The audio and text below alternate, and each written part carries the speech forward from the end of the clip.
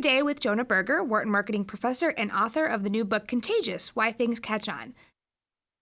Jonah, thanks so much for being here today. Thanks for having me. Great.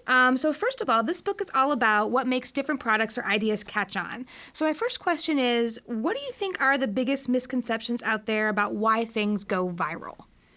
I think the easiest place to start would be cats. So if you look online and people say, oh, why do things go viral? People usually give one of two answers. They say, oh, it's random, it's luck, it's just chance why things go viral, or it's cats. If you look on the web, they're viral cat pictures, so it must be cats that drive things to go viral. That's a great anecdote. There are definitely some cat things that go popular, but that really doesn't tell us anything about why most things go viral. It doesn't tell us why some cat videos are shared and others aren't, and it doesn't tell us why things that have nothing to do with cats go viral. It's like noticing that Bill Gates, Bill Cosby, and Bill Clinton, all's names start with Bill, and so deciding to name your child Bill because that will make them famous. It's messing up correlation and causation. And so what the book is all about is teasing apart sort of the luck and random stuff with science, actually trying to understand what makes people talk about and share things. Right, because it's not a can has viral. Yes. So now in the book, you actually outline a framework of 6 principles for why things catch on using the acronym of STEPS, which is steps with an extra P. Yes, so 2 Ps. Yeah, exactly. Can you describe those for us and discuss how you developed them? So the book talks about the 6 key steps to driving people to talk and share. STEPS is an acronym to talk about the different research ideas we have in the book, and they stand for social currency, which is all about people talking about things to make themselves look good rather than bad. Triggers, which is all about the idea of top of mind, tip of tongue. We talk about things that are on the top of our heads. E is for emotion. When we care, we share. The more we care about a piece of information or the more we're feeling physiologically aroused, the more likely we pass something on. Public, when we can see other people doing something, we're more likely to imitate it. Practical value, basically the idea of news you can use. We share information to help others to make them better off. And finally, stories, or how we share things that are often wrapped up in stories or narratives. Mm-hmm. Now, of these principles, and which principle or principles do you think is most difficult for companies or individuals to kind of harness when they're trying to promote a product or an idea or just get something to catch on? I think people often say, well, we have to do something crazy, right? Guerrilla marketing, viral marketing, it's about, dressing up people in chicken suits and running down to the subway and handing out $100 bills and do something crazy. That'll get attention. And that's really not the right answer. So it is true that remarkable things get talked about and shared, but there's a lot of other drivers of sharing as well. So one big thing we talk about is triggers, how cues in the environment remind us of related things and cause us to talk about them. So if I said peanut butter and, you might think of jelly. Or if I said cat, you might think of dog. And so peanut butter is basically a little advertisement for jelly. It's not actually there, but it reminds you of that related thing. And so cues in the environment can remind us of products and ideas and make us talk about them more. And so I think companies often don't think about, well, what in the environment is going to remind consumers of my product or idea? Or similarly, emotion. Well, I think companies recognize, hey, if we can get people to feel emotional, we'll get them to talk and share.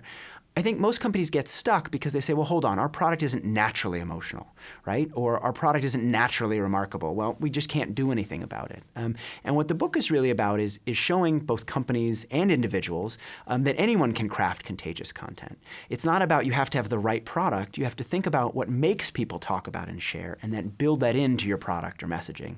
Any product can be remarkable. Any product can be emotional. If you think about what makes people feel emotion or what makes them think something is remarkable and then build that into your product or idea. Mm-hmm. And now there's actually a great example of this in the book that has to do with blenders. So why don't you tell us about how the people at Blendtec made blenders fit this framework? So I think that's a great example. And you could say, well, new Apple products or hot cars or, exciting Hollywood movies, those are naturally remarkable products. But who would talk about, cement or toilet paper or a household appliance like a refrigerator or a blender? There's nothing remarkable about a blender. But there's a great example of a company, Blendtec, who actually made a blender video that's gotten over 10 million views. And the set of videos all about blenders has over 150 million views. About the most boring product we can think of, the most mundane thing in the world, a blender. And what they did is they have a series of videos called Will It Blend, where basically they stick all types of different things in a blender.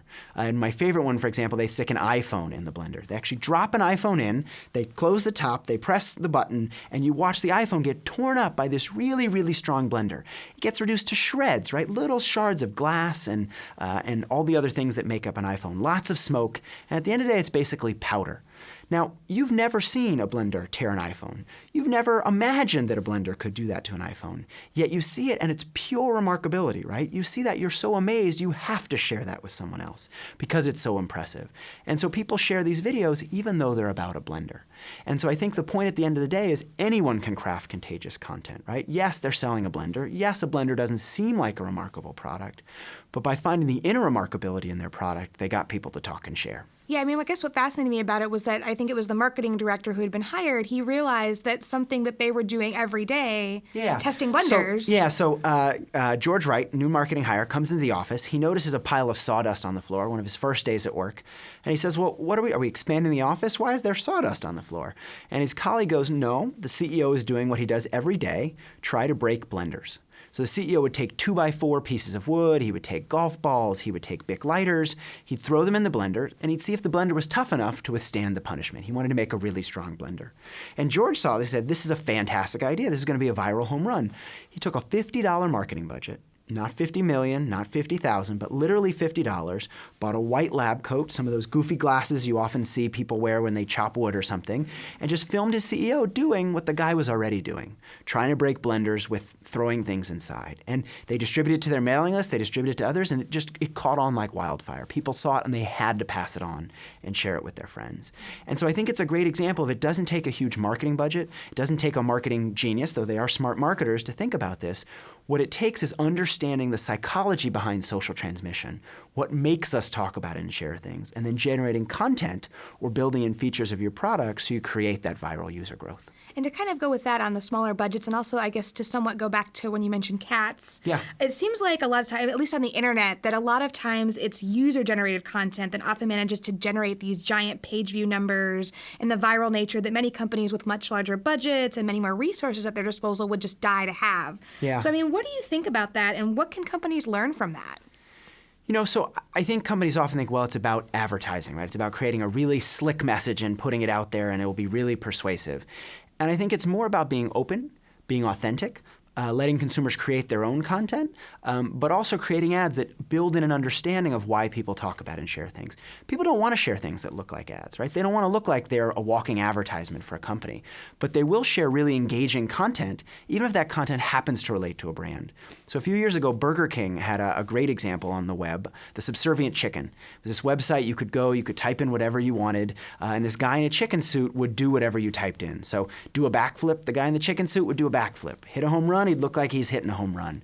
But it wasn't heavily branded, right? It didn't say Burger King by Burger King all over the page. The more you brand something, the more it looks like an ad, the less willing people are going to be to talk about and share it.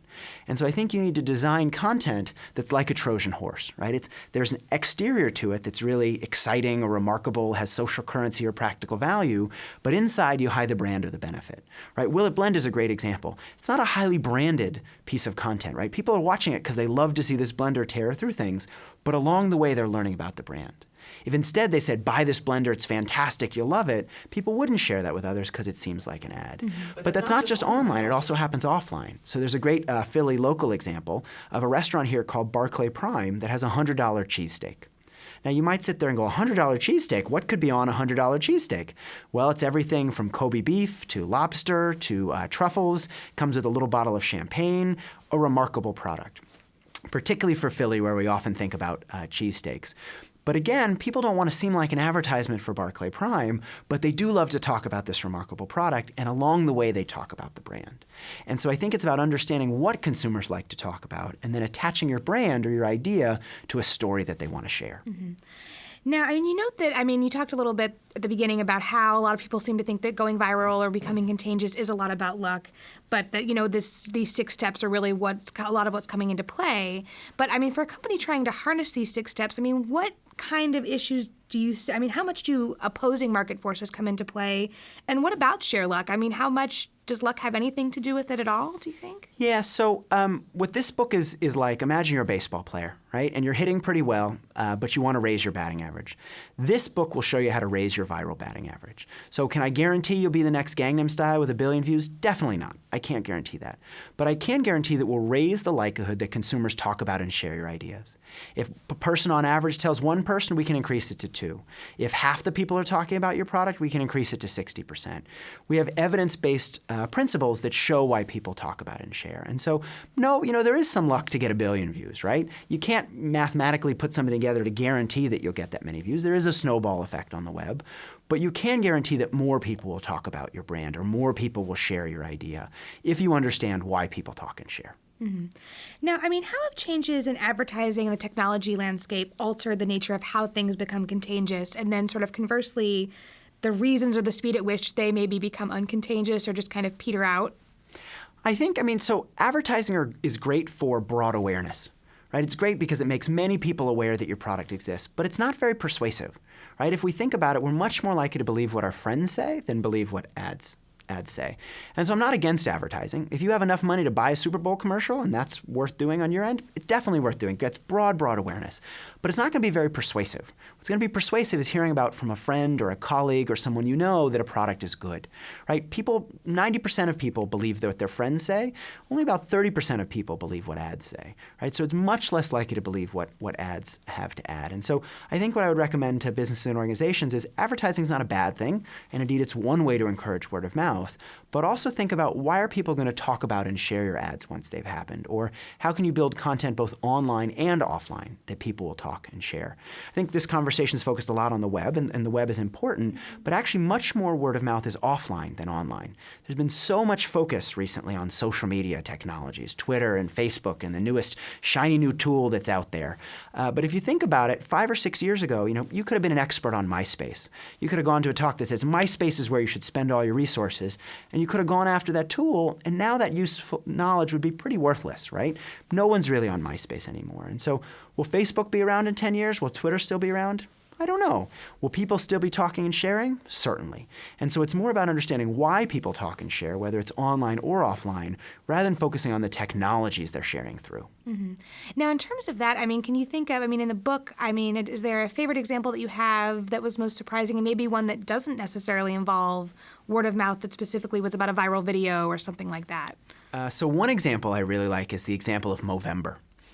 So nonprofits have a problem, and that is that most donations to nonprofits are pretty private. You know what you donate to, and you might even know what your spouse donates to or your best friend donates to, but you don't really have any idea what your friends donate to or people at the office donate to. That action is pretty private. But because it's private, it's hard for that to catch on more broadly, right? If you can't see what others are doing, it's hard to imitate it. So one idea I talk about in the book is making the private public, making it more observable or visible what people are doing. And a favorite example of that is this campaign called Movember. So a number of years ago in Australia, a couple guys got together. They were drinking beers. And they were talking, what would be fun to do just as a joke for kicks? They decided to have a mustache growing contest. So they grew their best mustache. It happened to be the month of November, so they called it Movember. The next year, they had so much fun, they wanted to do it again. So they decided to raise money for men's cancer. There's lots of campaigns for women's cancers, the 5K races, Susan G. Komen Foundation, lots of different things, not so much for men's cancers. So they started to raise money for men's cancers, but they had the really sharp idea of rather than just asking people for money, they used mustaches as a public signal of that private behavior. So for the month of November, you'd grow a mustache and you'd ask people to donate money to support the cause for men's cancers. But what's really nice about that behavior, it's a very public behavior, right? It's not just asking people for money. No one can see if someone else is part of it. If someone's part of the campaign, you can see that they have a mustache on their face. So if someone in your office who you know is a pretty buttoned-down sort of guy starts sporting a mustache suddenly in the month of November, right? A big Raleigh fingers sort of mustache, you're going to ask them, why are you doing this, right? What's going on? And that will encourage them to talk about and share this Movember campaign, which will encourage you to do the same thing either that year or next year. Entirely offline, but public is a really simple way of getting ideas to catch on.